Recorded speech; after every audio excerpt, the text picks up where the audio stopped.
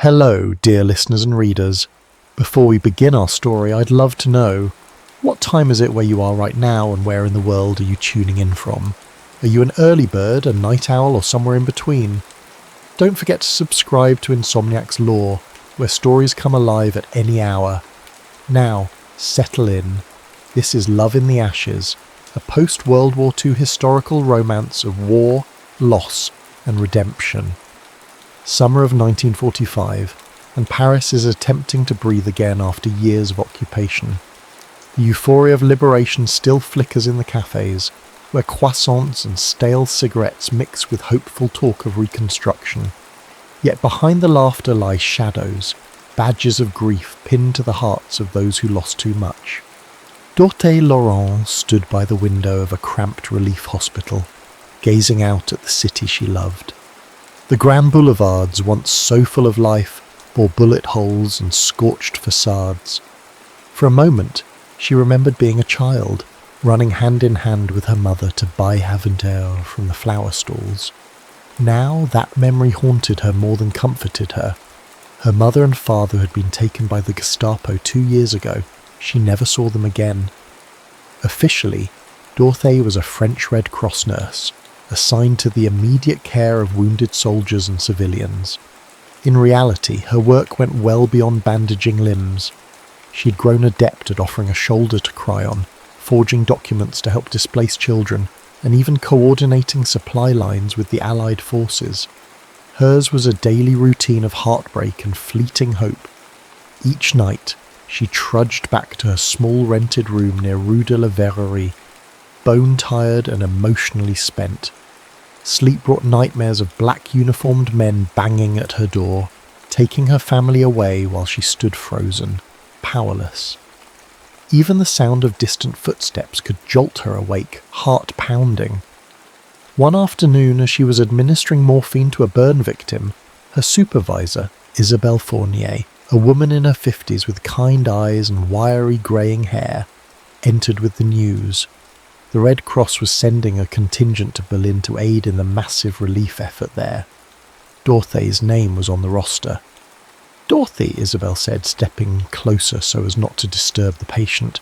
"They have requested nurses who speak German or English fluently. You fit the requirement." Dorothy felt a swell of apprehension. Going to Germany, enemy territory, felt unthinkable. Even now that the war was officially over, old resentments didn't simply vanish. But she also felt a strange sense of duty, the nurse in her overshadowing the hatred that simmered in her heart. "Is this an order?" she asked, lips taut. "A request," Isabel clarified gently. "If you refuse, we'll find someone else. Just know that your skills will be invaluable there." Dorothe nodded, her mind slipping back to images of the bombed-out photographs of Berlin she had seen in the newspapers. The city had been reduced to rubble, hollow-eyed survivors picking through what was left. She couldn't turn away. She simply pressed a hand against her chest, where the memory of her lost family lay, and resolved to do her duty, no matter how difficult. 2 weeks later, Dorothy found herself aboard a military transport plane bound for the battered German capital. The Allies were already dividing the city into sectors: American, British, French, and Soviet. And tension crackled in the air like static electricity. When Dorothy first set foot on Berlin's fractured streets, she felt an immediate unease. Here, in the domain of the enemy, every corner seemed to hold silent watchers. In truth, the Berliners looked just as haunted as any Parisian she had seen. Some wore rags. Children scurried through bombed-out buildings searching for scraps of food. The stench of decay and damp concrete coiled in the humid summer air. At the makeshift French relief station, she learned there was a desperate shortage of medical staff. People were dying from infected wounds, starvation, or simply from the aftershock of living through the bombings. If Paris felt wounded, Berlin felt on the verge of total collapse. Meanwhile, in the Soviet sector, rumours floated that ex-Nazi officials were escaping in the chaos or blending in with refugees. Every night, The background chatter included talk of war criminals fleeing to South America or burrowing into new lives under false papers. This talk made Dorothy's skin crawl. Were they the same men who had terrorized her family? On her first evening in Berlin, she left the relief station to procure supplies. Darkness fell quickly in the city of skeletal buildings. She passed by a rubble-strewn alley when a sharp cry shattered the night. A child's wail, a tumble of bricks. Instinct took over. She sprinted into the alley and found a young boy trapped under fallen debris. His eyes were wide with panic, his dusty cheeks streaked with tears. Just as she knelt to help, another figure appeared, a tall man about 30 wearing tattered civilian clothes. In a swift motion he pulled away the larger chunks of rubble, freeing the child's legs. Dorothy froze for a second. The man was speaking German, gently trying to calm the boy, but the warm resonance of his voice and his calm efficiency eased her alarm. Working together, they managed to extract the child and carry him to an abandoned doorway. Dorothy checked for broken bones. Thankfully, he had only minor cuts and bruises. She rummaged through her nurse's bag for disinfectant while the German man tried to soothe the trembling boy. "Thank you," she said quietly, once the child's sobs lessened. The man looked up, surprise lighting his features, as though he hadn't expected a French nurse to thank him. In that moment, Dorothy noticed something about him. Maybe it was the sadness in his grey eyes, or the gentle way he cradled the boy. He didn't resemble the soldiers of her nightmares. "It's nothing," he replied in German-accented French. "Anybody would have done the same." The words hung in the heavy air, resonating more than he likely intended. Dorothy found herself staring, wanting to ask, "Were you a soldier? Did you wear that uniform? Did you tear families apart like mine?" But fear and caution sealed her lips. Instead, she helped the child to his feet, gave a nod of thanks, and hurried away, leaving the German stranger behind. That night, in the shared barracks on the Allied base, Dorothy wrestled with conflicting emotions. She knew not all Germans were Nazis. She'd heard of resistors, conscripts forced to fight under duress. Yet her family's memory loomed. Could she trust someone from the country that had destroyed her life? Little did she know that fate would lead her to cross paths with this man again, a man called Matthias Keller, and that their shared act of mercy would ignite a spark of hope amidst the ashes of war. Outside, Berlin lay in tatters under the moonlight, and in a dimly lit office across town, French officials and intelligence officers gathered. Among them was Henri Moreau, a former resistance fighter now tasked with helping the Allied War Crimes Tribunal. His mission, to uncover and bring to justice the men responsible for atrocities committed throughout France. As he sifted through files, a single thought pressed at the forefront of his mind: the guilty must pay. Oblivious to Dorothy's internal struggle and the quiet heroism of the German stranger, Henri penned a list of suspects. Someday soon he would converge upon them with the authority of the victors behind him. And if one of those men turned out to be Matthias Keller, then no act of mercy or compassion would be enough to spare him from Henri's righteous fury. Dorothy's second week in Berlin introduced her to the full, brutal reality of post-war life. She spent her days at the relief station, treating malnourished infants, ravaged soldiers from all sides, and traumatized civilians. Having grown accustomed to the bustle of Paris, she found the city's emptiness disorienting. Entire neighborhoods reduced to rubble, with skeletons of buildings towering overhead like tombstones marking history's darkest chapter. More than once she spotted German women rummaging through garbage heaps or dismantling the bricks from bombed-out buildings to rebuild some semblance of a home. The Allies had arrived as victors, but they too were shell-shocked at the scale of devastation. The Soviet sector was rumoured to be the worst, but Dorothy could scarcely imagine how things could be more dire than in the French one. Late one afternoon, Dorothy was disinfecting surgical instruments when she heard a voice behind her, or a soft, hesitant French. Excuse me, Mademoiselle Laurent." She turned to see a man with broad shoulders, hair that was once neatly trimmed, but now hung ragged around his forehead. His coat was threadbare, shoes caked in the city's omnipresent dust. Yet despite the shabby attire, he stood with a quiet dignity. Dorothy recognized him, the stranger from the alley, the one who had saved that little boy. Matthias began, clasping his hands. "I heard you needed volunteers to help clear rubble and transport supplies." His accent curled around certain words in a way that told her he was not French by birth. "I'm fluent in French and English. Perhaps I can be of use?" Dorothy felt her stomach twist, recalling her immediate distrust of him. But the relief station was desperately short-staffed. Every capable pair of hands mattered. She pointed to a crate of medical supplies. "If you're sincere, you can start by hauling that to the storeroom. Then we'll see." Matthias nodded, stepping forward without a word of complaint.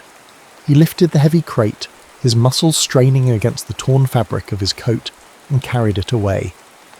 Dorothy fought a small pang of guilt at her curt response, but caution still ruled her heart. Over the following days, Matthias proved to be an indispensable asset. He coordinated with the local German populace to barter for fresh vegetables, or scrounge up old mattresses for patients who couldn't sleep on cots.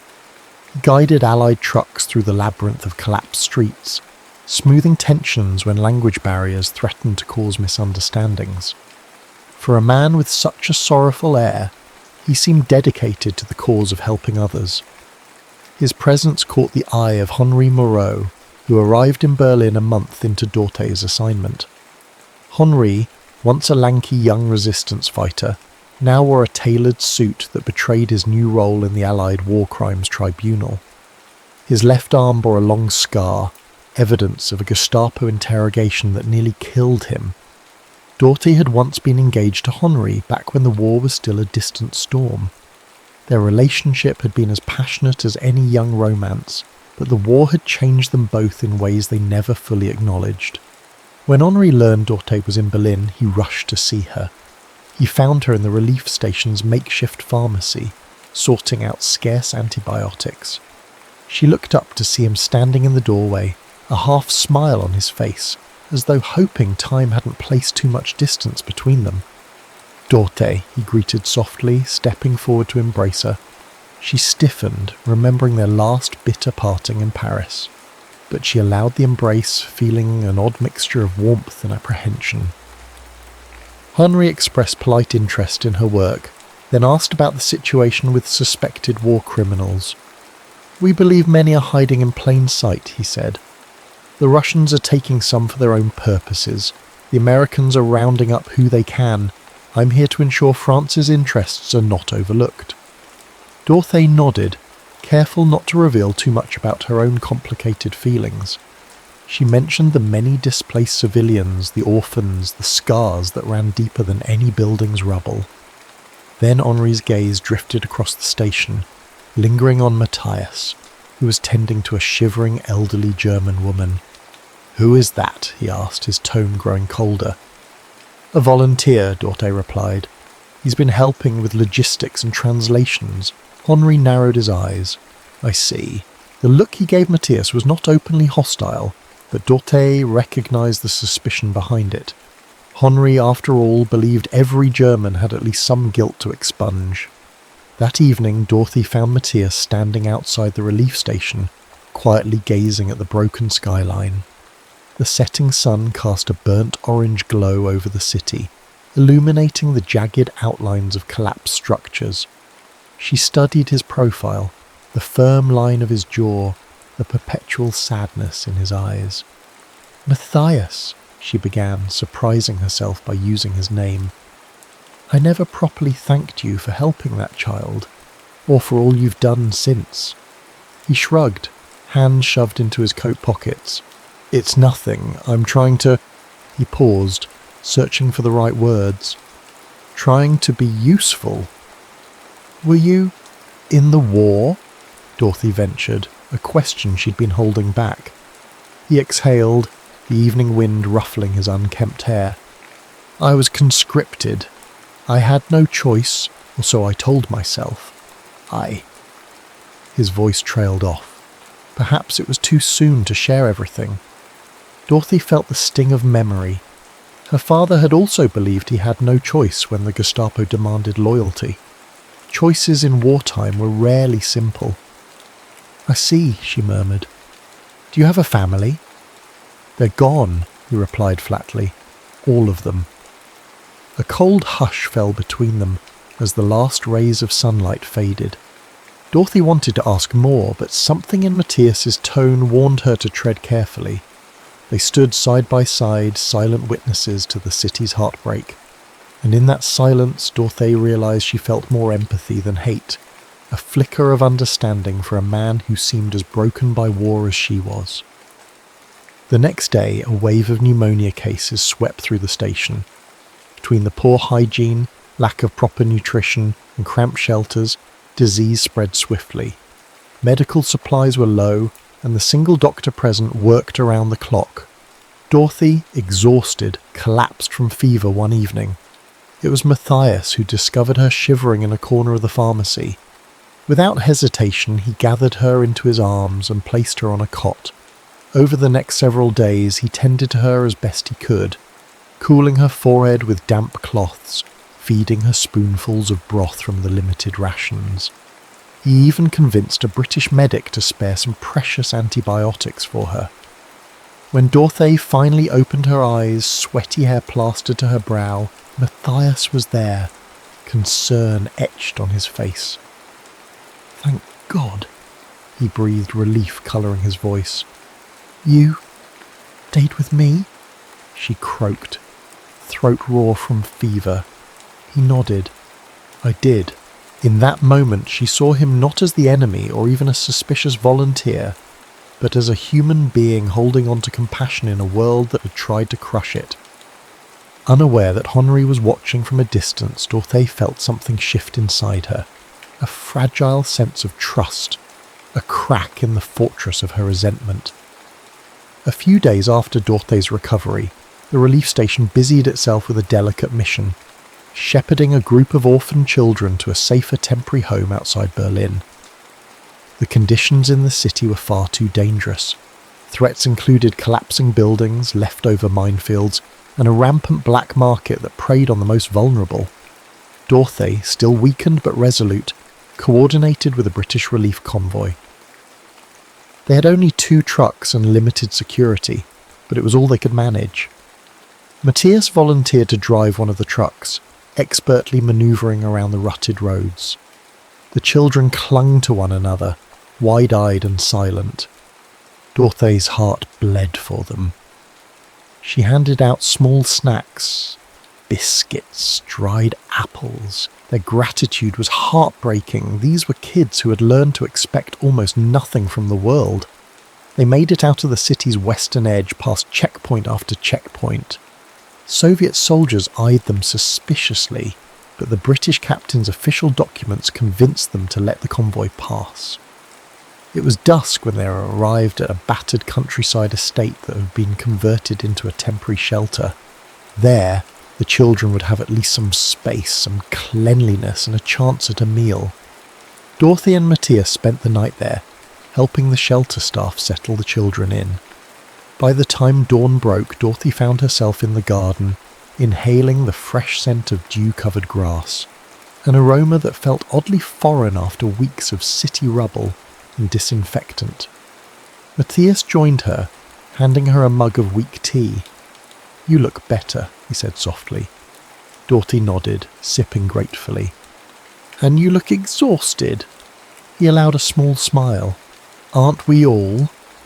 They fell into a surprisingly comfortable silence. Then Dorothy turned to him, her expression growing serious. "Matthias, I need to know more about you. If we're to keep working together, I can't constantly wonder who you really are." He seemed prepared for this conversation, as though it weighed on him. "I was a soldier," he began, eyes cast down, "conscripted from a small village near the Czech border. I was never a member of the Nazi Party, if that's what you're asking. I fought in Poland, France, and eventually ended up in Berlin when the war ended. Dorothé's gaze was unwavering. Did you hurt people?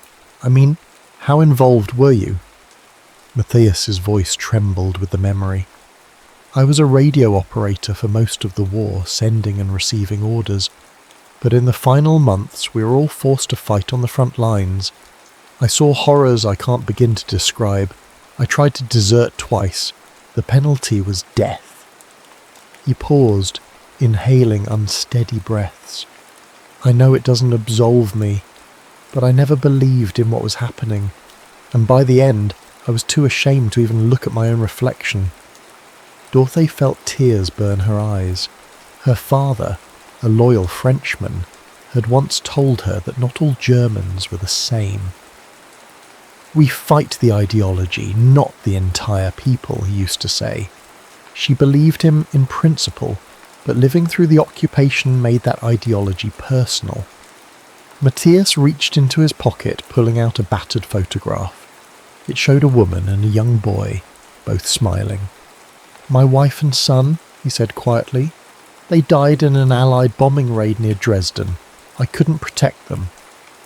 Dorothy felt her breath catch. Here stood a man who had lost just as much as she had. I'm so sorry, she whispered. He looked at her with a question in his eyes, as if wondering if she might ever see him as more than the sum of his uniform. She swallowed hard, uncertain how to respond. Back in Berlin, unbeknownst to them, Henri Moreau had begun his investigation in earnest.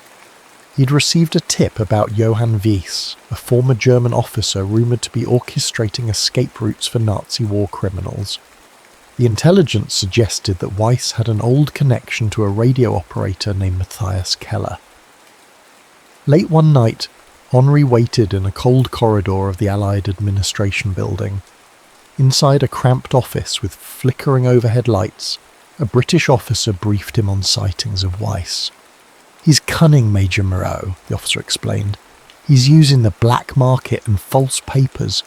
If Keller is working with him, you'll have your proof soon. Henri leaned back, crossing his arms. His voice betrayed quiet determination. I don't care how resourceful he is. If Matthias Keller or any of them were part of atrocities in France, they'll pay. Days later, Dorothy noticed a chill in the air at the relief station whenever Henri and Matthias were in the same room. Henri barely acknowledged Matthias, but Dorothy caught him glaring with open suspicion. One afternoon, as she was organising medical files, Henri cornered her. Dorothy, you trust this Keller too easily, he warned, brow furrowed. I've heard rumours he was in a battalion that operated in Paris. They might have been involved in rounding up your people, your family. That struck Dorothy like a thunderbolt. What? That can't be true. He told me he was mostly a radio operator, and I'm quite sure he never served in the Gestapo. People lie, Henri said flatly, especially when they have everything to lose. Dorothy felt the blood drain from her face. Could Matthias have been part of the group that tore her family away? The doubt gnawed at her, poisoning all the tentative trust they'd built. That evening she confronted Matthias in the hospital supply room, eyes blazing. Why didn't you tell me your unit was stationed in Paris? Matthias stiffened, running a hand through his hair. Dorothy, we were only there briefly. I never took part in arrests or roundups. My commanding officer, Johann Weiss, demanded we follow orders blindly, but I refused when it came to civilian arrests, I swear to you. Her anger flared. You swear? My parents were taken by the Gestapo around that time. My mother was shot in a camp, and you just happened to be stationed in the same city, the same year, doing nothing. He tried to speak, but Dorothy's emotion was too raw. She stormed out, tears welling in her eyes. A part of her wanted desperately to believe him, but the memories of her family's faces, their screams when the Gestapo burst in, were too vivid. In the days that followed, Matthias withdrew. He still volunteered, but avoided Dorothé's gaze. She, equally conflicted, focused on her work, pushing her emotions to the side. The war might have ended, but for them, a new battle had begun, one over truth, guilt, and the possibility of forgiveness. Then, in a twist of fate, Johann Weiss appeared in Berlin's French sector under the cloak of night. He met Matthias in secret, cornering him in a deserted alley near the relief station. "There's a way out," Weiss said in a low voice, scanning the surroundings for eavesdroppers. "We can disappear to Argentina. We have allies there." Matthias stared at the man who had once been his commanding officer. Weiss's eyes held no remorse, only cunning. It dawned on Matthias how easily he could vanish from this uncertain life. No more questioning, no more guilt-laden days. But then he remembered Dorothé's feverish face, the orphans they had saved, and the faint flicker of hope he felt whenever he saw her. "No," Matthias said, voice trembling but firm. "I won't run away. Not this time." Weiss's eyes narrowed. "So you're a traitor. To your own blood." Matthias stood his ground. "I'm just not a murderer," Weiss sneered. "You don't get it, Keller. This war isn't over for men like us. You'll regret turning your back on your own." With that, the former officer melted into the shadows, leaving Matthias to grapple with a choice he knew would change everything: to keep seeking redemption in the open light, or to burrow into darkness alongside those who refused to atone. Winter descended upon Berlin with early snow, an eerie hush blanketing the ruins. Stray cats and orphans alike sought shelter, the cold biting through what remained of the city's morale. In the French sector, makeshift Christmas decorations dangled from broken windows. Even among devastation, some insisted on clinging to tradition. Dorothée spent the holiday season distributing rations and warm blankets. Each time she reached for a new bundle, she recalled Matthias's trembling declaration, "I won't run away." Part of her felt pride in his decision. Another part remained terrified that Henri's suspicions could be true. One night, a bombed-out cathedral held a memorial service for civilians who had died in the war. The interior was lit by candlelight, broken stained glass windows allowing cold draughts to swirl around the pews. Despite the chill, the place teemed with mourners, French, Germans, British, Russians, people from all sides of the conflict. Dorothée attended with Isabelle Fournier, her mentor who had come to Berlin for a short advisory stint. Candles were lit in memory of each lost loved one, flickering in the dark like so many scattered souls. When Dorothée placed her candle for her parents, she felt a hand rest gently on her shoulder. It was Matthias. He held his own candle. "For my wife and son," he whispered. They stood side by side in the cathedral's broken silence, tears silently falling. In that moment, war's dividing lines blurred into shared grief. Later, as the crowd dispersed, Matthias and Dorothée found themselves alone near the choir stalls. A single shaft of moonlight shone through a shattered window, illuminating the dust motes that spun in the air. Dorothée turned to him, arms wrapped around her body for warmth. "Sometimes I think I can't forgive you," she said, her voice barely audible.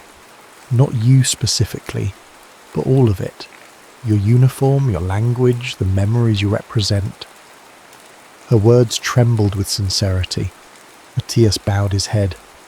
"I understand. I'd do anything to change the past, but I can't." They stood in pained silence. Then, without warning, Dorothée found herself leaning closer. Perhaps it was the memorial candles, the haunting echoes of choir songs from years past, or simply the rawness of shared loss.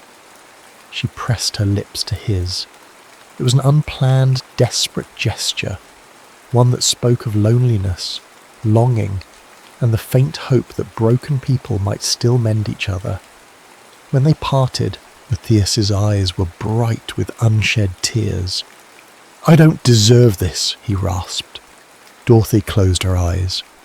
"No one deserves war. but we have to keep living."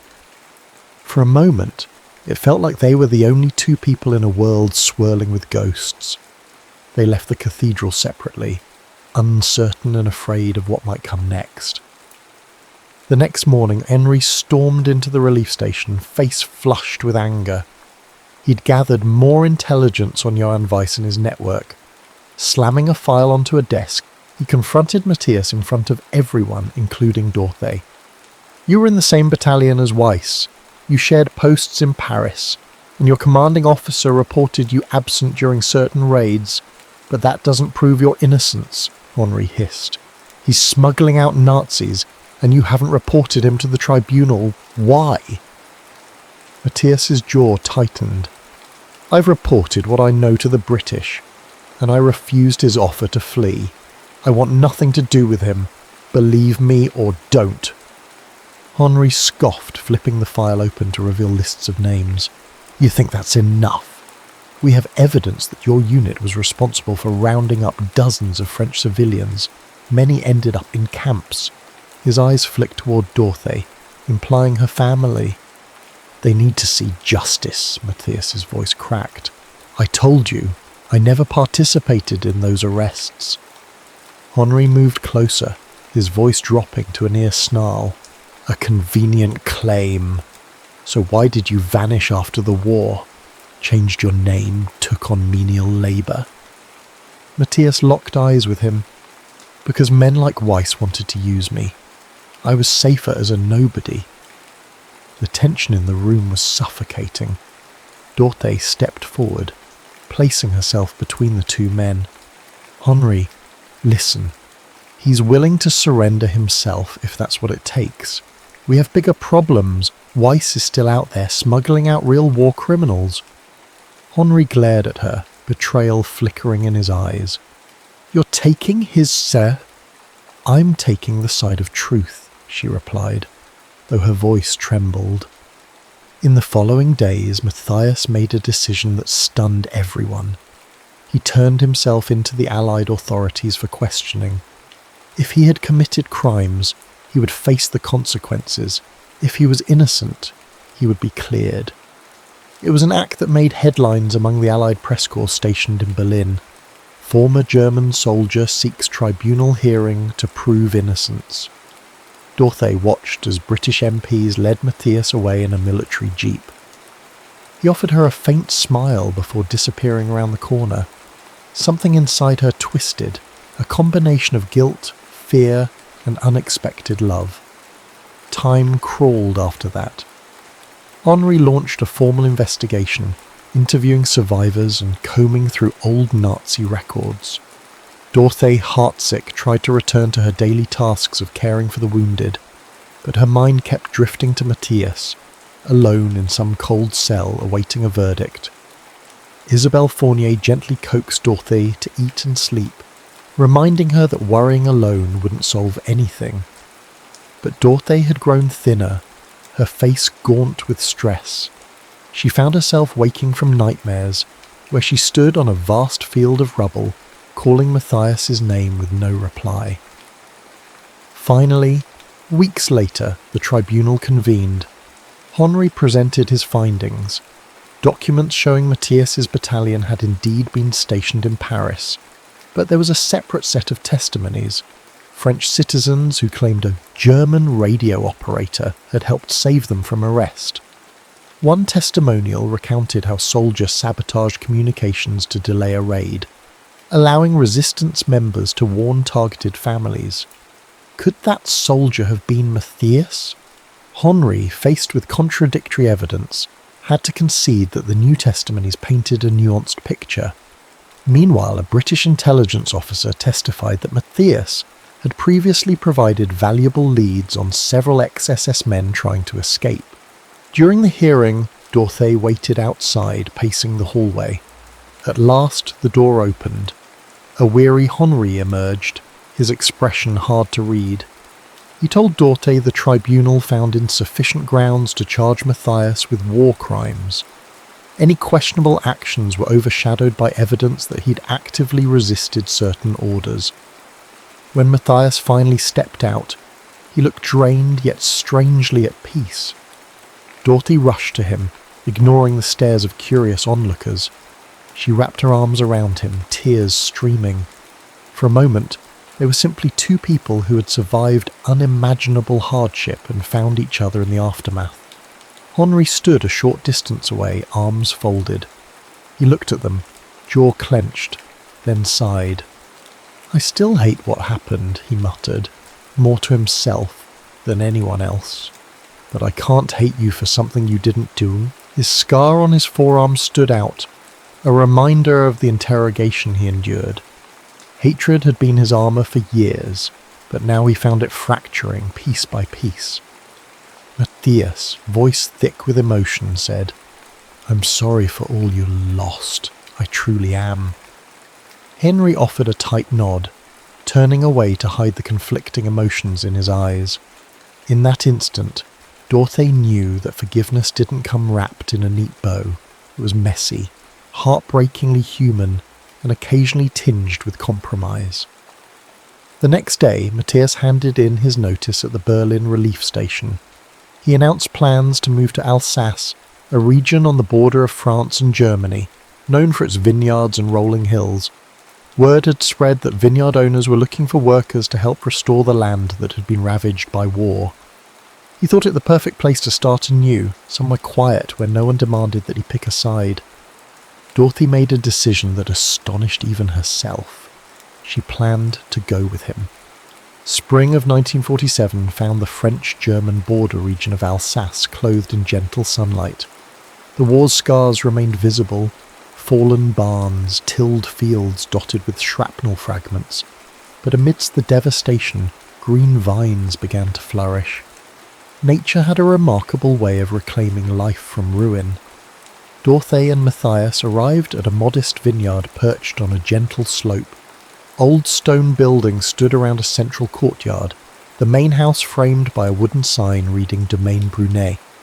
The owners, the Brunet family, had lost 2 sons in the war, yet they maintained an unbroken spirit determined to rebuild. Matthias took on the laborious tasks of pruning vines, repairing fences, and helping harvest the early grape clusters. Dorothy used her nursing background to assist in a small makeshift clinic set up in a barn. There she treated local villagers, many of whom still suffered from war-related injuries and malnutrition. At first, some neighbours regarded Matthias with suspicion. A few recognised his accent and refused to speak to him. But as the weeks went by, his unwavering kindness won over many hearts. He fixed a neighbour's broken gate, helped an elderly woman transport her vegetables to the market, and never asked for anything in return. Dorothy, meanwhile, found solace in the calm rhythms of rural life. The smell of freshly tilled earth, the vibrant sunrise over rolling hills, the quiet companionship of the vineyard workers, they all nourished parts of her soul she thought were irreparably damaged. She wrote letters to Isabel and even to Henri, updating them on how she and Matthias were faring. Surprisingly, Henri wrote back. The bitterness in his words had softened, replaced by cautious well-wishes. "You deserve happiness," he penned in one letter. "I'm still not sure I can ever forgive entirely, but I won't stand in your way." One golden evening after a day's labour, Dorothy and Matthias found themselves strolling along the vineyard rows, the air filled with the chirping of crickets. They stopped under a blooming apple tree at the edge of the property. Dorothy brushed a leaf from Matthias's hair, smiling softly. "Remember Berlin? The rubble, the cold, the fear." He leaned into her touch. "I remember you standing with a lantern in that relief station, refusing to give up on anyone." She paused, heart full of unspoken words. There was a question lingering between them, one neither dared voice, but both felt pressing in the hush of twilight. "Where do we go from here?" she finally asked. Matthias gently took her hand. "Forward," he whispered. And in that moment the simplest answer carried the greatest meaning. A few months later, in a modest ceremony attended by local villagers and a handful of old friends, Dorothy and Matthias were married under that same apple tree. Isabel came, shedding tears of joy and handing out crocheted favours she'd made herself. Even Henri arrived, standing near the back, a complicated but genuine smile on his face as he witnessed the vows. It wasn't a grand wedding, there were no sparkling gowns or lavish feasts, but it was theirs, woven from quiet perseverance and fragile hope. As the local priest pronounced them husband and wife, birds scattered from the nearby branches, soaring into the clear Alsatian sky. Dorothy looked into Matthias's eyes that held loss, regret, and a fierce determination to make the future better than the past. She felt a surge of gratitude. They had been enemies once, if only by circumstance. Now they stood together in the aftermath of history's darkest chapter, forging something new. That evening a soft breeze rustled the vines. Lanterns glowed around wooden tables set with simple food, freshly baked bread, local cheese and small cups of wine from the vineyard. Laughter filled the courtyard as the small group of attendees shared stories. Isabel offered a toast, her voice cracking with emotion. "To healing," she said, raising her glass. "To courage in the face of the unthinkable, and to love which finds us even in the ashes." Dorothy and Matthias clinked glasses with each other, their hands brushing, warmth radiating from their shared gaze. For the first time in years, Dorothy felt something like peace. She remembered the words her father once said, "The future belongs to those who plant seeds of kindness today." She hoped, with all her heart, that was true. Late summer, or the vineyard thrived under the sun, and Dorothy and Matthias were knee-deep in crates of grapes, preparing for a harvest that promised a decent vintage. Despite the spectres of war that still haunted the region, lost loved ones, burned farmhouses, fields littered with stray mines, life pressed on, unrelenting in its forward march. Dorothy set aside her nurse's kit, now used mostly for small injuries like scrapes or twisted ankles.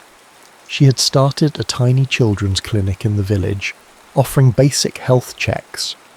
The orphans they'd once helped in Berlin sent letters from time to time, some having found adoptive families in Britain, others returning to what was left of their German hometowns.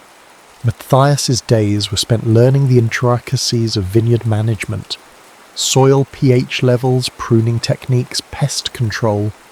He relished the honest labour, each drop of sweat another step away from his old life of violence and forced compliance. They still had nightmares. There were nights Dorothy woke, tears staining her pillow, having dreamed of her mother's final hours. Matthias sometimes jolted up, certain he heard the thunder of bombs or the snap of a commanding officer's boots. But these dark moments no longer dominated their lives. They served as reminders, cautionary tales of what humanity must never repeat. One afternoon Henri visited. He arrived unannounced, bearing a small trunk of supplies for the village clinic, bandages, painkillers, even some penicillin. Dorothy hugged him, grateful for his gesture. They walked through the vineyard rows, discussing the War Crimes Tribunal's ongoing trials. "It's a slow process," Henri admitted. "Tracking down those who fled, dealing with legal technicalities. But we've brought some of the worst offenders to justice." His gaze drifted over the neatly ordered vines. "I see you've made quite the home here." Matthias approached, offering Henri a respectful nod. The tension that once simmered between them had lessened into a cautious camaraderie. Henri gestured at the vines. "A good harvest, I hear." Matthias smiled softly. "We hope so." There was a brief pause, then Henri extended his hand to Matthias. It was a gesture of closure, perhaps even acceptance. Matthias shook it, neither man speaking. Dorothy felt tears prick her eyes. It was a small miracle of human decency. That evening, after Henri departed, Dorothy stood with Matthias on the veranda of the farmhouse they now called home. The sun dipped below the horizon, turning the sky a canvas of pink and gold. Dorothy rested her head on Matthias's shoulder. breathing in the scent of fresh grapes and warm earth. She thought back to her younger self, a frightened girl in Paris who lost everything in the blink of an eye. She remembered the cold corridors where she first met Henri, the night she spent patching up wounded resistance fighters, the transport plane that took her to a broken Berlin. She recalled seeing Matthias for the first time saving a child in the rubble. How impossible it all seemed that they would end up here, alive and in love. But maybe it wasn't impossible. Maybe it was the fragile, tenacious nature of hope itself. Even in the ashes, seeds of compassion could sprout. War could tear down walls, but it could also dismantle prejudices, forging bonds between unlikely souls. In the distance, crickets began their nightly chorus. A soft breeze stirred, carrying the promise of tomorrow. Dorothy closed her eyes, whispering a quiet prayer that the world might continue to heal piece by piece. Matthias turned to her, his arm gently pulling her closer. "Ready to head in?" he asked. "We've got an early morning." Dorothy smiled. "Yes, let's go." They stepped inside, leaving the twilight behind, but the light in their home and in their hearts remained. End of Love in the Ashes. Thank you for spending this time with us. We hope this tale resonated with you, no matter what hour you find yourself in around the globe. If you enjoyed Love in the Ashes, please subscribe to Insomniac's Lore for more storytelling journeys, because stories like hope belong to every minute of every day. Stay curious, stay compassionate, and may you always find light even in the darkest times.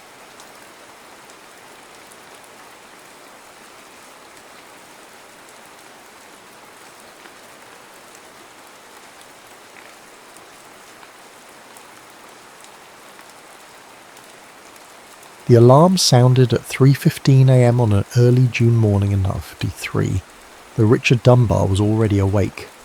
He'd spent the night in his darkroom, studying the prints from yesterday's shoot with growing dissatisfaction. Each image was technically perfect, his work always was, but something essential remained stubbornly absent. The same emptiness that had been haunting his photographs for months now, like the ghost of something he'd forgotten how to see. He silenced the alarm and began his pre-dawn ritual. The Graflex View camera, his constant companion for 15 years, was already packed alongside 4 film holders, each containing 2 sheets of Kodak Tri-X. He'd loaded them the night before in total darkness, his fingers moving with the certainty of muscle memory. The sturdy wooden tripod, essential for the long exposures landscape work demanded, waited by the door. Everything was precisely where it should be, just as it had been every morning for as long as he could remember. The drive from his Lake Tahoe cabin to Yosemite Valley took just under 4 hours. He made it in 3.5, his 49 Packard eating up the empty roads as the stars slowly faded above the Sierra Nevada. The east was just beginning to pale when he parked at the Tunnel View Lookout, the iconic vista still shrouded in pre-dawn shadows. He wasn't surprised to find another car already there, a modest Ford sedan that had seen better days. Anthony Stewart's telegram had been specific about the time and place for the interview. What did surprise him was the figure silhouetted against the granite walls. A woman, working by flashlight, a large format camera already mounted on a tripod. Richard watched her for a moment, noting her methodical movements as she checked her composition through the ground glass. She wore trousers and a man's work shirt with the sleeves rolled up, practical choices that would raise eyebrows in San Francisco but made perfect sense here in the wilderness. Her dark hair was tied back severely, and a light meter hung around her neck rather than a camera, another telling detail. This was no Sunday photographer. "You're early, Miss Stocks," he called out, lifting his own equipment from the car. She turned, startled but composed. "Mr. Dunbar, I hope to capture the valley before our meeting. I didn't mean to intrude on your location. Tunnel View hardly belongs to me," he approached, studying her setup with professional interest. A Deardorff 8x10, not the obvious choice for a young photographer just starting out. The camera alone cost more than most people made in 3 months. Though I'm curious why you chose this spot. It's been photographed to death. By better photographers than me, she agreed readily. That's why I'm here. I wanted to understand how the masters saw it before trying to find my own vision. She stepped back from her camera. Would you like to see my composition? He hesitated. The eastern sky was brightening rapidly, and he had his own shot to set up. But professional curiosity won out. He bent to study her ground glass. The composition was unexpected. Instead of the classic wide shot capturing the entire valley, she'd focused tighter, using a fallen branch in the foreground to frame El Capitan.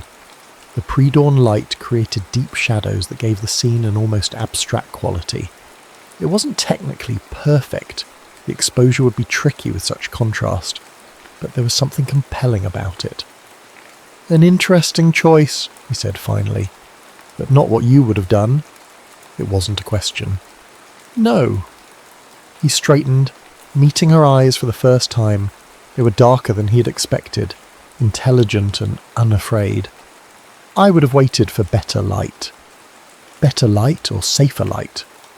She held his gaze. Sometimes the shadows tell more truth than the highlights, Mr. Dunbar. He felt an unexpected spark of something. Irritation? Curiosity?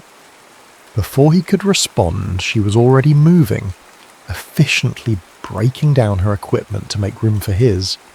He found himself watching her hands, confident, precise, treating the expensive camera with the respect it deserved. Mr. Stewart sent your portfolio, he said, beginning his own setup. Your technical skills are adequate, but this project requires more than technical proficiency. It's about capturing the essence of Yosemite, not just its surface. The essence Mrs. Stewart loved, she added quietly. Richard's hand stilled on his tripod. Margaret Stewart. He'd met her once, years ago, at a gallery showing. She'd spent hours studying his photographs, not just admiring them, but truly seeing them. Her death had hit the Bay Area art community hard. Did you know her? He asked. No. Annie's voice held a note of regret. But I studied her photographs, not the professional ones, her personal albums. Mr. Stewart shared them with me when I interviewed with him. She saw this place differently than you do. She paused, then added, differently than I do too. There was a joy in her images, even the technically imperfect ones, especially those, maybe. The observation was unexpectedly insightful. Richard found himself studying her again, trying to reconcile her youth with the depth of her understanding. She couldn't be much over 22, yet there was something in the way she spoke about photography that resonated uncomfortably with his own recent doubts. Why do you want this position, Miss Stocks? There are easier paths for a young photographer. Because I want to learn from the best. She met his eyes again. But also because I think even the best photographers can sometimes forget how to see with fresh eyes. You've mastered light, Mr. Dunbar. Your work is technically flawless. But lately, she hesitated, then pressed on. Lately, your photographs feel like they're missing something. Like you're so focused on controlling every element that you've forgotten how to let the heart of a place surprise you. The words hit him like a physical blow. They were too close to his own midnight doubts, the ones that kept him awake studying prints that grew more perfect and more empty with each passing month. That's a dangerous observation to make in a job interview, Miss Stocks. I'm not here for a safe job, Mr. Dunbar. I'm here because photography matters to me, the same way it matters to you, and because I think this project deserves both technical excellence and emotional truth. She gestured to the valley, where the first rays of sun were beginning to paint the granite walls. Look at that light. It's perfect, technically perfect. But what makes it beautiful is the way it struggles with the shadows, the way it reveals and conceals. That's what Mrs. Stewart saw, isn't it? The dance between light and shadow, between control and surrender. Richard felt something shift inside him, like a lens clicking out of focus. The valley was transforming in the dawn light, but for the first time in years, he found himself paying more attention to the photographer than the photograph. There was something compelling about her certainty, her willingness to challenge him even at the risk of losing the position. "The work will be demanding," he said finally. "Long hours, difficult conditions, most of it in backcountry, far from civilization." "I know." She smiled slightly. "I already bought hiking boots and had my mother let out my father's old work shirts."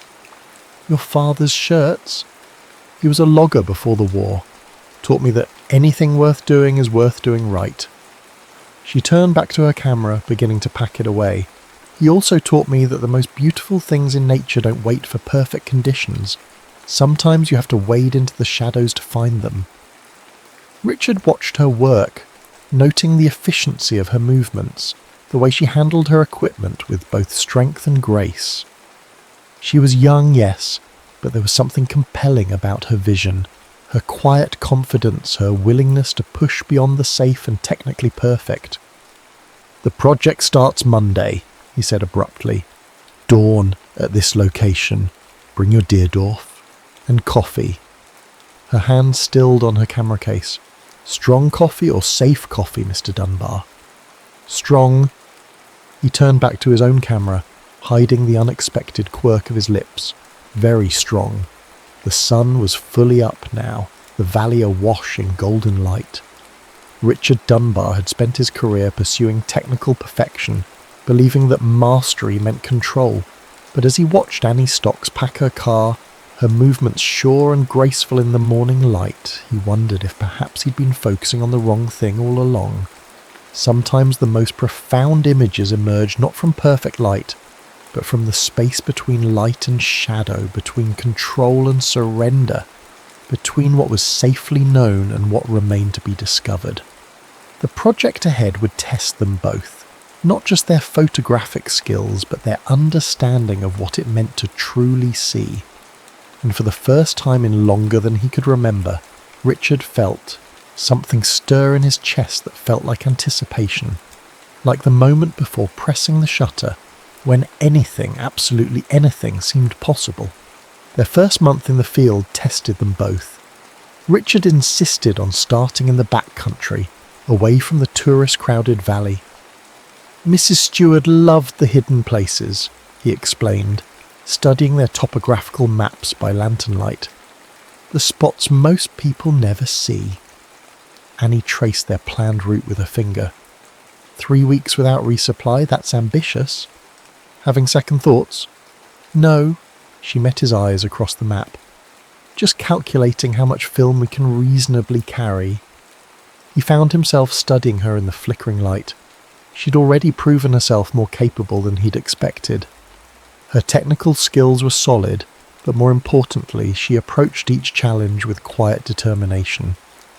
When their first campsite flooded in an unexpected storm, she'd helped him move their equipment to higher ground without complaint, working through the night to keep their film dry.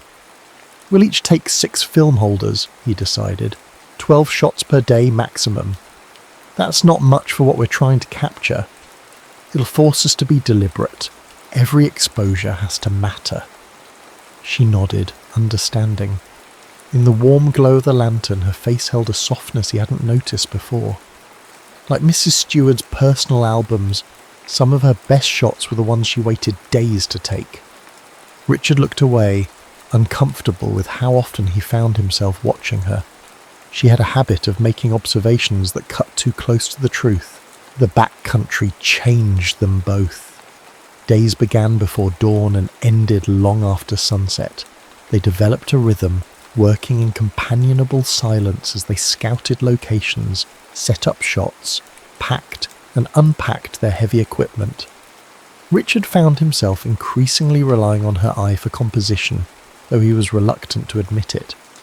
One evening, as they waited for the light to shift over a high alpine lake, Annie surprised him by asking about his early work. "I've seen your prints from the 30s, she said, adjusting her tripod. "They're different from what you do now. Less technically accomplished. More alive," she glanced at him. "What changed?" Richard stared at the lake, remembering. I had a shot published in Life magazine, 1939. A sunset over the Grand Canyon. Beautiful light, perfect composition. The kind of photograph that makes a career, and he paused. 2 weeks later, I got a letter from a reader. She said she could feel the wind in that image, taste the desert air. Said it made her cry. That's remarkable. It terrified me. The admission surprised him, but in the gathering dusk it felt safe to speak truth. The idea that something I created could affect someone that deeply. I started focusing on technical perfection instead. You can't be hurt by something if you keep it at arm's length. Annie was quiet for a long moment. It's a lonely way to live. Photography is lonely work. It doesn't have to be. She turned to face him fully. Look at what we've captured this past month. Your technical precision, my instinct for emotional resonance. Together we're creating something neither of us could achieve alone. She was right, though he wasn't ready to acknowledge it. The prints they'd developed at their last resupply stop had a depth he hadn't achieved in years. There was something about the way she pushed him to see differently, to wait an extra moment before pressing the shutter, to consider not just the light but the feeling of a place. The light's changing, he said, instead of answering. But as they worked to capture the sunset, he found himself hyper-aware of her presence beside him, of the graceful efficiency of her movements, of how her quiet passion for photography matched his own. The storm caught them 3 days' hike from civilization. They'd been tracking a particular quality of light through the high country, following Mrs. Stewart's journals. She wrote about a moment just after sunrise, Annie had explained, reading by flashlight in their camp, when the light hits the granite walls like liquid gold. Now, huddled in a shallow cave as lightning split the sky, that golden light seemed impossibly distant. Their equipment was safe. They'd managed to protect the cameras and film, but they were soaked through and the temperature was dropping rapidly. We need to get warm, Richard said, assessing their situation. There's dry wood at the back of the cave. I'll start a fire. Annie nodded, her teeth chattering. I'll check the film holders. If any moisture got in. The film can wait. He caught her arm as she turned toward their equipment. You're freezing. She looked up at him, startled by the contact. Water dripped from her hair running down her neck, and without thinking, he brushed it away with his thumb. The touch felt electric, intimate in a way that had nothing to do with photography. Richard! Thunder crashed overhead, making them both jump. The moment broke. He turned away quickly, focusing on gathering wood, trying to ignore the lingering warmth of her skin against his fingers. The fire, when he got it started, cast dancing shadows on the cave walls. They sat close together for warmth, their wet clothes slowly steaming in the heat. Richard was acutely aware of their isolation, of how improper their situation would appear to the outside world. But here in the wilderness, social conventions seemed as distant as the storm-hidden stars. Tell me about your first camera, he said, kneading cut to break the charged silence. Annie smiled, the firelight catching the angles of her face. A brownie Hawkeye. I saved for months to buy it. My father thought I was crazy. That kind of money could have bought a new dress, shoes, all the things a proper young lady needed. She poked the fire with a stick, and the first time I developed a print, watched the image appear in the chemicals, I knew I'd never be satisfied with being proper. And now you're here, sleeping rough, in the wilderness with a virtual stranger. You're not a stranger. She looked at him then, her eyes reflecting the flames. Not anymore. He forced himself to look away. Get some rest. We'll need to move at first light, try to make up lost time. But sleep proved elusive. As the storm raged outside, Richard found himself remembering the feel of her skin under his fingers, the way she'd looked at him in the firelight. It was dangerous territory. They had a job to do, a commitment to Mrs. Stewart's memory. He couldn't afford to let personal feelings complicate their working relationship. And yet, as he listened to Annie's breathing even out in sleep, he couldn't deny that something had shifted between them. Like a photograph slowly developing, revealing depths and shadows he hadn't expected to find. The incident at Mirror Lake changed everything. They'd been working since dawn trying to capture the perfect reflection of Half Dome in the still water. Richard had insisted on using the 8x10 Deerdorf for its superior detail, despite the challenge of manoeuvring the heavy camera in the muddy shoreline. "The composition needs something," Annie said, studying the ground glasses. "It's technically perfect, but what?" There was an edge to his voice. They'd been at this spot for hours, and frustration was setting in. "It feels empty. Like we're so focused on the reflection that we've forgotten what we're really trying to capture." "And what exactly are we trying to capture, Miss Stocks?" He fell back on formality when annoyed, and immediately regretted it when he saw the hurt flash across her face. "The way Mrs. Stewart saw this place." Annie's voice was quiet but firm. "Not just as a perfect mirror, but as a living thing. Here." She stepped closer, reaching past him to adjust the camera angle slightly. "If we include that fallen log, the way the morning mist is rising around it." Her proximity was suddenly overwhelming. He could smell the rosewater scent she somehow maintained even in the wilderness, could feel the warmth of her body next to his. Without thinking, he turned his head toward her, and for a moment they were inches apart, sharing the same breath. Annie went very still. "Richard!" The crack of a branch breaking made them both jump. A young deer had wandered into the frame, stopping to drink at the lake's edge. Without speaking, they both shifted into professional mode, adjusting the composition to include this unexpected gift. But something had changed. As they worked through the morning, Richard found himself hyper-aware of every accidental touch, every shared glance. The easy rhythm they'd developed over the past months felt suddenly charged with unspoken possibility. That evening, developing prints in their makeshift darkroom tent, the red safe light cast everything in shades of shadow and suggestion. Richard watched Annie work, her hands sure and graceful as she moved prints between chemical baths. She'd rolled up her sleeves and a drop of fixer solution ran down her forearm like a tear. "You were right," he said abruptly. She looked up, startled. "About what?" "The composition. The deer. Everything." He stepped closer, drawn despite his better judgment. "You see things differently.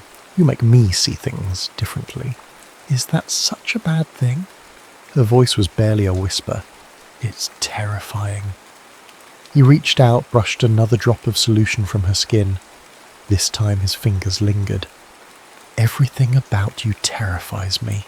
The air between them felt charged, like the moment before lightning strikes. Annie turned her hand in his, their fingers intertwining. "Richard!" A timer buzzed, making them both jump. The print in the developer was starting to overdevelop, the shadows growing too dark. They broke apart, returning to their tasks with forced professionalism. But the darkness couldn't hide the trembling of Annie's hands, or the way Richard's breath came too quick and shallow. Later, studying the prints they had made, Richard was struck by how different they were from his usual work. There was still technical excellence, yes, but there was something more, a vulnerability, a sense of intimacy with the landscape that he hadn't achieved in years. "They're beautiful," Annie said softly, looking over his shoulder. "They're dangerous." He couldn't look at her. "We have a job to do, a responsibility to Mrs. Stewart's memory. We can't what?" When he didn't answer, she pressed on. "Feel something? Connect with what we're photographing? With each other?" "Annie, no." She gathered up her prints with trembling hands. "You're right.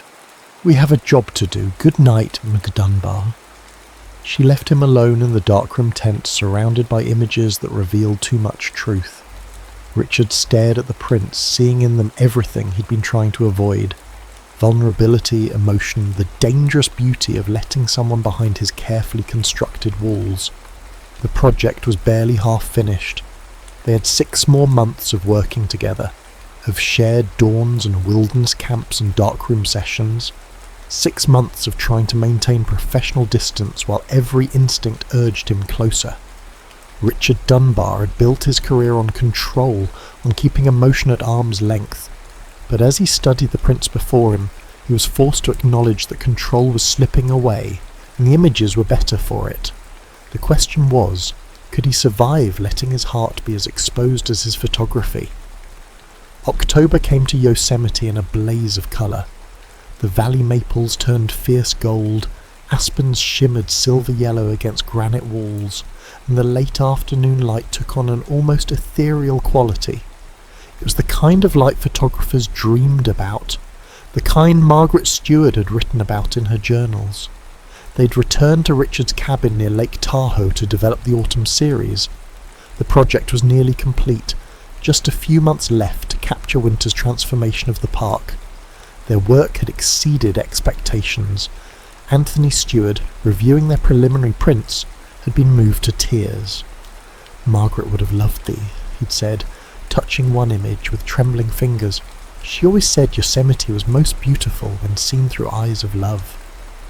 Now, in the close confines of Richard's darkroom, those words haunted him. Annie worked at the enlarger, her movements precise as she adjusted the focus. They had been dancing around each other for days, the tension between them growing with each shared glance, each accidental touch. "The contrast needs adjustment," she murmured, not looking at him. "We're losing detail in the shadows." Richard moved closer, studying the projected image. It was one of their best, half dome at sunrise with early snow dusting its face. But something in the composition struck him suddenly, making his breath catch. "This isn't my shot," he said slowly. Annie's hand stilled on the enlarger. "No. When did you—" "That morning after the storm, when you were breaking camp. The light was—" She trailed off, then squared her shoulders. "I know we agreed to focus on your compositions, but something about the way the shadows played across the snow? It's extraordinary." The admission came unbidden. The image captured everything they'd been trying to achieve. Technical excellence married to raw emotional power. "Why didn't you show me sooner?" She finally looked at him, her eyes dark in the safe light's glow. "Because I saw how you looked at me when I took it. Like I'd crossed a line. Like I'd stopped being your assistant and become—" She swallowed hard. "Something else." The darkroom suddenly felt too small, too intimate. Richard could hear his heart pounding in the silence. "You've never been just my assistant." "Then what am I, Richard?" Her voice was barely a whisper. "What are we doing here?" He reached for her before he could stop himself, his fingers brushing her cheek. She leaned into the touch, and something inside him broke. The kiss was inevitable, months of tension finally spilling over. She tasted like coffee and darkroom chemicals, her hands clutching his shirt as he backed her against the enlarger. The safe light cast everything in shades of blood and shadow, turning the moment surreal. "Richard," she gasped against his mouth. "Please." The timer buzzed, harsh and insistent. They jumped apart. The print in the developer was ruined, the image degraded beyond salvation. Reality crashed back like a bucket of cold fixer. Richard stepped away, horror rising in his throat. What had he done? They had a contract, obligations. This project wasn't about them. It was about Margaret's memory, about creating something raw and true. "We can't," he said roughly. "This isn't... We have to stay professional." "Professional," Annie's voice cracked. "Is that what you call what's been growing between us? Just professional collaboration?" "The project! To hell with the project!"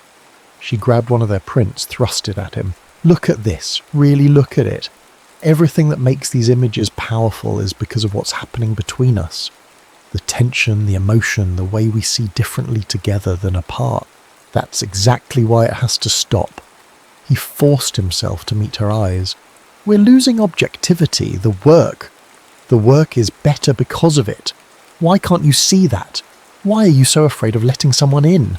"Because I can't lose control," the words echoed in the small space. "Not of the work, not of myself, not with you." Annie went very still. When she spoke, her voice was cold. "Control? Is that what you think love is about?" The word love hit him like a physical blow. He turned away, unable to bear the hurt in her eyes. "I see." She began gathering her things with trembling hands. "Well, don't worry, Mr. Dunbar. Your precious control is safe. I quit." "Annie, no." She yanked her coat from its hook. "You want technical perfection? Fine, but remember what Anthony said about Margaret's vision.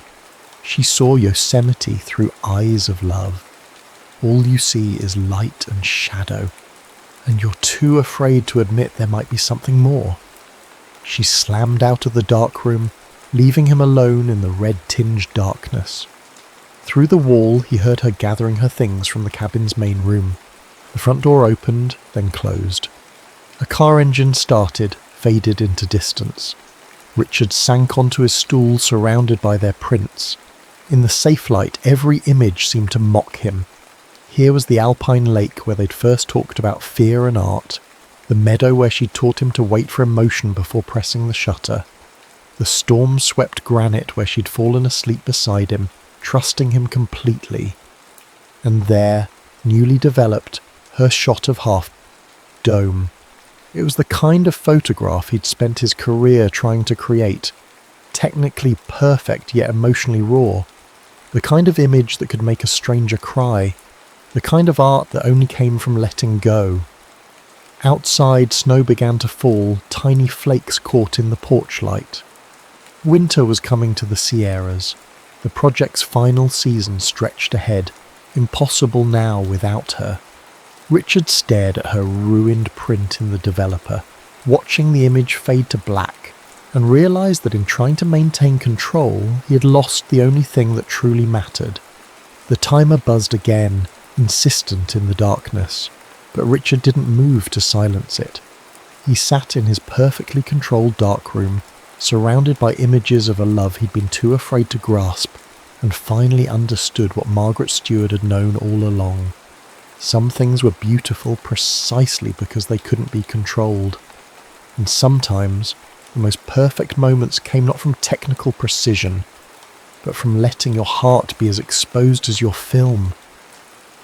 Snow fell for 3 days after Annie left. Richard spent them in his darkroom, developing and redeveloping prints until his fingers were stained with chemicals. Each image seemed to hold a piece of her.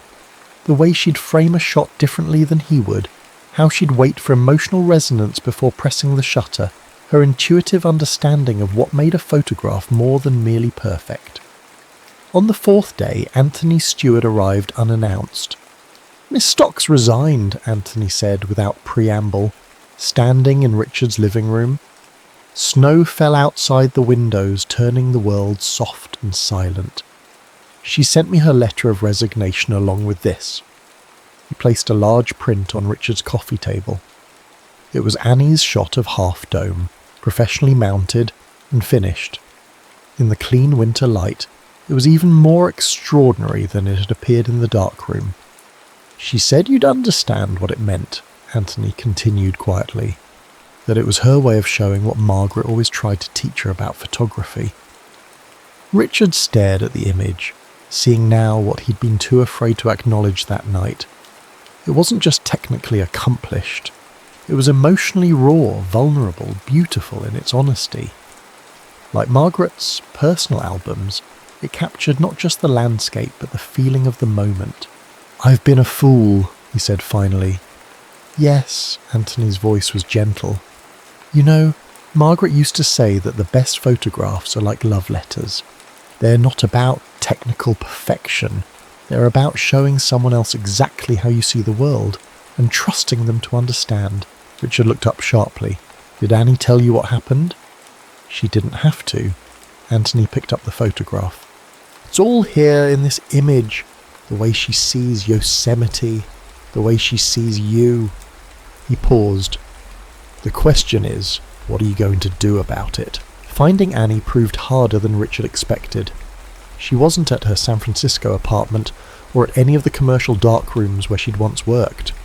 Finally, a colleague mentioned she'd taken a job with a small gallery in Monterey. The gallery was closed when he arrived, but light spilled from the windows. Through the glass, he could see Annie working late, mounting prints for an exhibition. She'd cut her hair shorter, and somehow the change made her look both younger and more confident. The bell chimed as he entered. She looked up, then went very still. "We're closed," she said, her voice carefully neutral. "I saw your print." He stepped closer, noting how she tensed. The half-dome shot. "Did you come all this way to critique my composition?" "No." He took a deep breath. "I came to tell you that you were right. About everything. About control, about vulnerability, about what makes a photograph and a photographer truly great." She set down her mounting tools but didn't speak. "I've spent my whole career hiding behind technical perfection," he continued, believing that if I could control every element, I could avoid the messiness of real emotion. But looking at our work together, looking at your work, I finally understand what I've been missing. "And what's that?" Her voice was barely a whisper. "Heart." He reached into his camera bag, withdrew a stack of prints. "These are all the shots we took together. I've been studying them, really studying them, and I can see it now. The best ones, the ones that truly capture Yosemite's soul, are the ones where we weren't just photographers. We were artists, partners, people who saw the world better together than apart." Annie's hands trembled as she looked through the prints. "These are different from the work you usually show. Because they're honest, like Margaret's personal albums, like your half-dome shot," and he stepped closer, like what I should have said that night in the dark room. She looked up at him, and the hope and fear in her eyes nearly broke him. "I'm not good at losing control," he admitted. "But I'm learning that some things, some people, are worth the risk. You taught me to see differently, Annie, not just through the lens, but with my heart. And if you'll let me, I'd like to spend the rest of my life learning to see the world the way you do." "Richard, I love you." The words, once so terrifying, felt like coming home. "I love your passion, your courage, your willingness to push beyond technical perfection to find real beauty. I love how you challenge me, how you make me better, how you—" She kissed him. Unlike their darkroom embrace, this kiss was soft, certain, full of promise. When they finally parted, her eyes were bright with tears. "You know this changes everything," she said. "Our work, our relationship. I'm counting on it." He brushed a tear from her cheek. "Remember what Margaret wrote about seeing Yosemite through eyes of love? I think maybe that's the only way to see anything that matters." Annie smiled, really smiled, and something in his chest unclenched. "We still have the winter series to shoot," she said, "if you're interested in a partner rather than an assistant." I was thinking something more permanent. He took her hand, marvelling at how right it felt. "There's a gallery in Lake Tahoe interested in showing our work. Not just the Yosemite series, everything we want to create together, as equals." Her eyes widened. "The Morrison Gallery, but they never show landscape work." "They do now. Apparently our style is uniquely emotional while maintaining technical excellence." He grinned. Their words, not mine. "Our style?" she repeated softly. I liked the sound of that. Outside, fog rolled in from the bay, softening the harsh edges of the world. Through the gallery windows, Richard could see their reflection, not two separate people anymore, but a single image, perfectly composed. "So," he said, "partners?" Annie reached up, straightened his ever-present tie with familiar hands. "In photography and life?" "Everything." She smiled, and it was like watching the sun break through storm clouds. "Then I suppose we should get back to Yosemite. Winter light waits for no one, Mr. Dunbar." Just Richard, he corrected, pulling her close. After all, perfect formality is overrated. Her laughter, warm and real, was better than any photograph he'd ever taken. And as they began planning their return to Yosemite, this time as true partners, Richard finally understood what Margaret Stewart had been trying to teach them all along. The most beautiful images, like the most beautiful moments in life, came not from controlling every detail, but from having the courage to let love change how you see the world. Winter in Yosemite, 1954. The pre-dawn air bit cold and sharp as Richard and Annie made their way up to Glacier Point. It was their last shoot for the project, over a year after their first meeting at the Tunnel View. Fresh snow blanketed the valley, transforming the familiar landscape into something new and pristine. Careful with the tripod, Annie called, her breath visible in the darkness. Ice under that snow. Richard smiled, remembering how she'd corrected his composition that first morning. Now they moved in perfect sync, setting up their equipment with the ease of long practice. His Graflex and her Deerdorf stood side by side, their wooden bodies gleaming in the starlight. Margaret wrote about this view in winter, Annie said, checking her light meter. About how the snow makes everything quiet, like the whole world is holding its breath. Richard paused in his preparations, watching her work. The past 3 months had transformed them both. After their reconciliation in Monterey, they'd approached the winter series as true partners, each bringing their own vision while strengthening the other's. The results had exceeded even their highest hopes. "You're staring," she said without looking up from her camera. "I'm composing." Now she did look up, smiling. "And what do you see?" "Everything that matters." The eastern sky began to lighten, painting Half Dome in subtle shades of purple and gold. They worked in comfortable silence, each finding their own angle on the emerging day. When the sun finally crested the horizon, they were ready. Richard watched Annie as she worked, marvelling at how she seemed to dance with her camera, responding to each shift of light with intuitive grace. Her technical skills had always been excellent, but now there was something more, a confidence, a joy that transformed mere expertise into artistry. "Got it," she breathed, stepping back from her camera. "Want to see?" He moved to study her ground glass, their shoulders touching naturally. The composition was extraordinary, Half Dome emerging from dawn shadows, the fresh snow creating patterns of light and dark that spoke of renewal, of beginnings. "Perfect," he said softly. "No." She turned to face him, her eyes bright in the growing light. "Not perfect. True."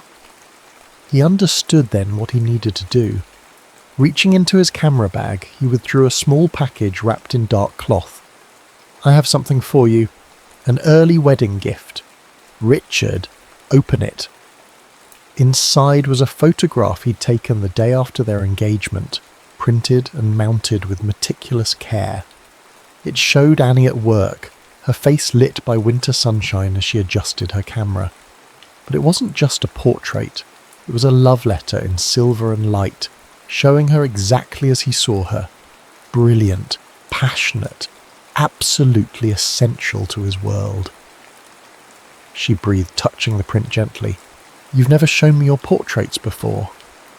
"I've never taken one that mattered this much." He took her hand, marvelling at how perfectly it fit in his. "I spent so many years trying to capture technical perfection that I forgot what Margaret knew all along, that the most beautiful photographs come from loving what you see." Annie's eyes filled with tears, but she was smiling. "And what do you see now?" "My future. My partner. The woman who taught me that real art, like real love, isn't about control. It's about trust." She reached up to brush snow from his collar, her touch lingering. "Speaking of trust, I have something to show you too." From her own bag, she produced a small envelope. Inside was a letter from the Morrison Gallery. Richard read it quickly, his eyes widening. They want to represent us, permanently. As partners, her voice was soft but certain. They want the Yosemite series first, but after that, they're interested in everything we want to create together. No restrictions, no limits on subject matter. Just us, seeing the world our way. Richard pulled her close, surprising them both with a kiss that tasted of snow and possibility. When they parted, the sun had fully risen, turning the valley into a wonderland of crystalline light. "We should start heading back home soon," Annie said eventually. "The reception's tomorrow at 2 and I still need to finish mounting the final prints for the exhibition." "Let me help with that," she laughed. "You? The man who once spent 3 hours adjusting a single print's contrast?" "I've learned a few things about letting go of perfection." He began packing up their equipment, movements sure despite the cold. "Besides, I have a vested interest in making sure my wife's exhibition opening is everything she deserves." "Our exhibition," she corrected gently. "Everything we create now, we create together." The following afternoon, as their friends and colleagues gathered at the Morrison Gallery, Richard stood with Annie before the centrepiece of their exhibition. It was a diptych, his view and hers of the same Yosemite dawn, mounted side by side. Different perspectives combining to create something greater than either could achieve alone. Anthony Stewart studied the images with tears in his eyes. "Margaret would have loved these," he said. "She always said that the best photographs, like the best marriages, come from two people seeing the same thing differently, but loving it equally." Richard squeezed Annie's hand, feeling the simple gold band that now matched his own. Next month they would return to Yosemite for a new project, their first as husband and wife. But for now, surrounded by their work and their loved ones, they simply stood together, watching as others discovered what they had learned. That sometimes the most perfect moments are the ones you never planned, and the most beautiful photographs are the ones taken not with technical precision, but with an open heart. Through the gallery windows, snow began to fall again, soft and clean as a new paper in a developer tray. Richard thought about all the photographs yet to be taken, all the moments yet to be shared. He and Annie had a lifetime ahead of them to capture not just images, but feelings, memories, the quiet miracle of two artists becoming one without losing their individual vision.